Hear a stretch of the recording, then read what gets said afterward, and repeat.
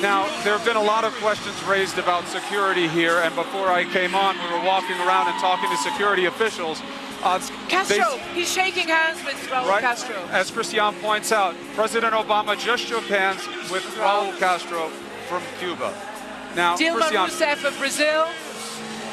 what does that say as a That gesture? says that this is a moment of reconciliation for Mandela, and President Obama is doing the diplomatic thing. He's not just going to walk by and ignore these people who are there, and they're all in a line. He's kissing now the UN Secretary General, President Zuma.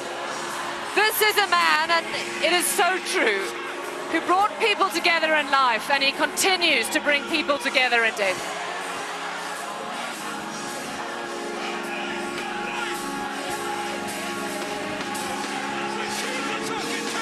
President de Klerk, he's greeting President de Klerk, the last white president of South Africa who, with Mandela, brought down apartheid. And they won a peace prize together. John King, if we can bring you in, I don't know if you just saw it, but President Obama just shook hands with Raul Castro, former leader de Klerk, and others as he came up.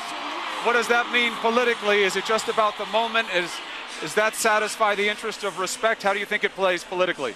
Well, I think what the president will say is the conversation you're just having, that this is a moment of reconciliation, it's a moment of tribute to a great man, and it was not a time to make a political statement, so you shake hands out of respect for the moment and move on. No doubt about it, Chris. There's already been some criticism back here of some Republicans who've said nice things about Mandela. There's been this Twitter conversation, another conversation about, well, he was a communist or he was a socialist, and how can you say nice things about him? That's silly season. That should just be set aside. So you can have political differences with the policies of Nelson Mandela and still recognize his greatness as a man and for what he did to bring down the apartheid regime. Will President Obama get some criticism for that brief handshake and that very, very brief greeting or conversation? Yes, he will. Comes with the territory, I guess. But I remember at the inauguration, Al Gore went out of his way. The vice president was leading the U.S. delegation. He literally ducked his way behind aides and ducked his way into doors to avoid Fidel Castro. But an inauguration is very different from a memorial service. Raul Castro was right there. I would say the president of the United States really didn't have much of a choice.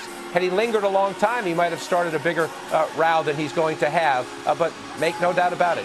You understand politics. Somebody will decide that was a horrible thing. I think the president was showing respect for the moment. And President Obama couldn't be getting a better warm-up act. I know. Look at this. The whole crowd is